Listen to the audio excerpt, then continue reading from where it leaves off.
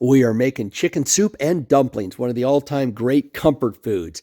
I'm going to show you how to make a rich, flavorful stock that'll result in an awesome soup, good vegetable to broth ratios so you get a thick, hearty soup with still enough broth, how to use the right amount of spices and salt for any volume that your pots hold and that you make so it's not too salty and just perfect. And lastly, how to make light and fluffy, flavorful dumplings that'll put it over the top. Let's get started. Let's talk about recipe volumes when you're making stock and soup. If you're just following a normal recipe, you just measure everything out and you get a quantity, that's fine.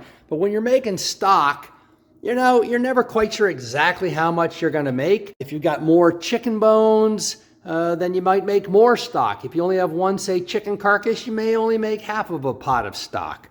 All right? So, quantities making soup and stock can be variable. The key thing that's going to drive it is how big is your pot. Take the time to fill it up with water and measure out the volume that you have. This thing says 6 quarts on the bottom. Let's see if it really holds that.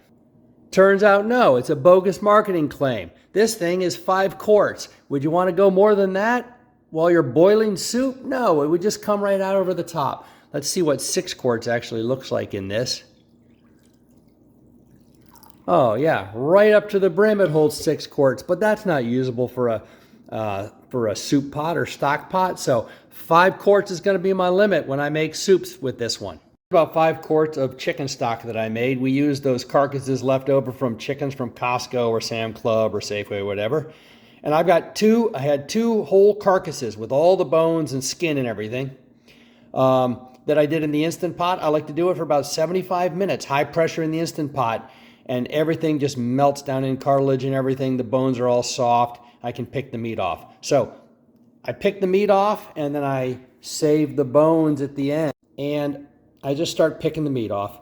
And I crush it in my fingers to make sure that there's no bones. I do it over top of the bone thing. At the end of 2 chicken picking, that is all that's left for bones. Look at that. And then because I cook it for 80 minutes or so in an Instant Pot pressure cooker, look, you can just crush it with your fingers.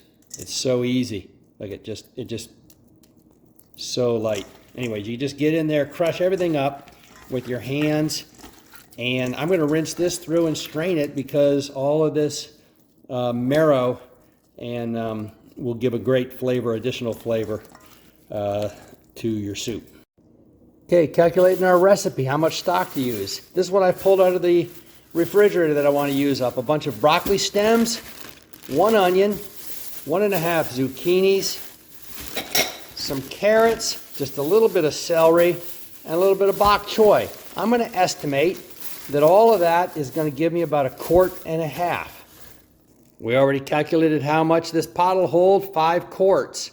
So I'm going to use 1.5 quarts of stuff. I can only add in an additional 3.5 quarts of stock. So I'm going to take off enough so I have room. Here's something people throw away. You should save for soup, broccoli stems. All right, all we're going to do is just peel that, make sure it's all cleaned up, and then slice them up small. That's how you make cream of broccoli soup. When you're peeling broccoli, it's one of the things that will plug up an incinerator disposal more than anything else. So make sure you plug it. And then I just put it here on the side, and all we're going to do is just get rid of all see the woody stuff right in here. You want to get rid of all the woody stuff from the stem, any discoloration. Okay, there we go. Get off the bottom parts. Anything that doesn't look good on the top, we're going to cut out. And that's it. All right, that holds 2 quarts. I pulled off 2 quarts. That leaves me about 3 quarts here. All my vegetables chopped up. There's a little space in there. So it's about 2 quarts filling that up, probably 1.5 quarts actual when I add it to the liquid. Let's see. This should bring me up to about 4.5 quarts. All right, yep. Compared to where I showed you the line was at 5, about 4.5. Now, that's a lot of vegetables for this amount of soup. So I'm going to add back in maybe up to 1 quart because we've got everything in there now. Okay, sure enough, I added back in 1 quart. I had 3 quarts plus 1 quart is 4 quarts plus 1.5 quarts of vegetables, 5.5 quarts. That's accurate compared to what I know this pot holds and I just tested.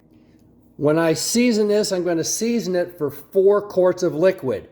a safe amount of salt, 4 teaspoons. 1 teaspoon per quart of liquid. I won't go above that until the end once we've tested it. That'll give us so that you never over salt, and it'll allow people to add their own salt and stuff later.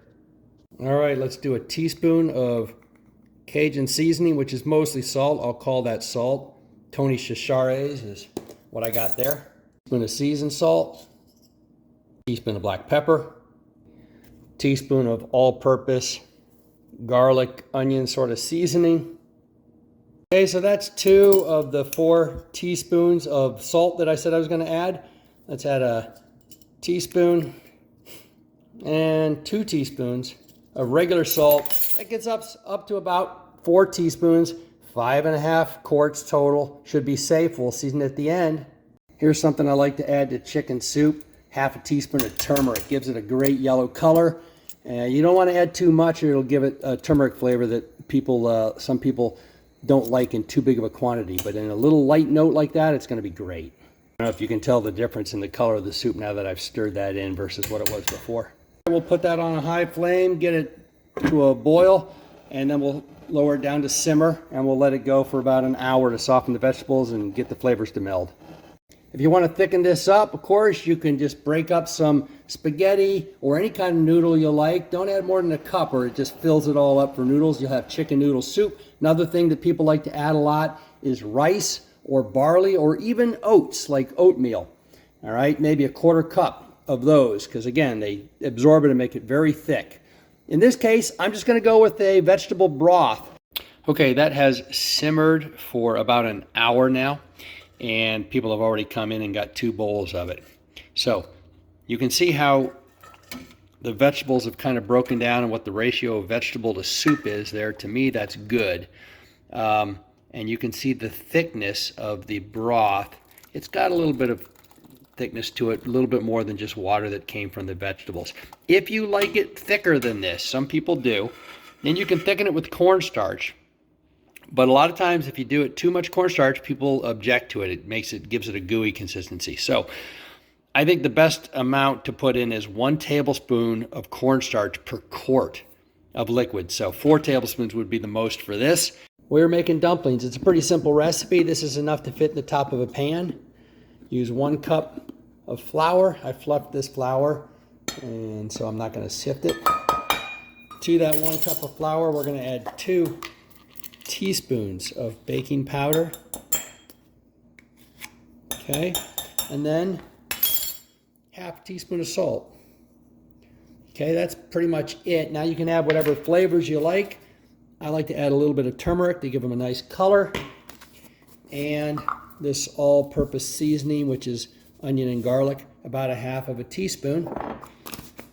Mix that up so it's all blended together. To that, we're going to add our liquid. It's a 1/2 cup total liquid. All we do is take an egg, crack it, put it in a 1/2 cup, and then fill the cup the rest of the way with milk. All right, now we're going to whisk that and add it into our flour. All right, add that in. You could add up to another 1/4 cup of liquid to make it come together. Okay, you just don't want too much. All right, that's starting to look good. All right, so I added about 1.5 tablespoons, maybe 2 tablespoons more liquid to that. Just beat it, and now we're going to drop it in our soup. The key to this is that you don't crowd them and that you just have the stock simmering, not too fast. So I like to put in about this much and just plop it in and let them be separated. They'll puff up and touch each other. And this is about a good size that people like in their bowl. Any bigger than this and it overfills the bowl. Okay, and I'll just fill that all the way around. Okay, once you plop them in, you can see they're already starting to expand. Cover it, and then we're going to let them cook for 10 minutes or so, steam with just it on a low simmer. And we test it with the toothpick, and when it comes out clean, just like a cake, they're done. Just got to make sure that there's a little bit of a simmer going on so steam is created. That's what cooks the top. Okay, that's about 12 minutes. Let's take it off and see how done they are. I'll go to the last ones I did. Shove the toothpick in. Pull it out. If the toothpick's clean, it's done. Those are done, ready to serve up. Serve them immediately. All right, here's what the inside looks like. Nice, light, fluffy, perfect. All right, chicken and dumplings soup. Enjoy.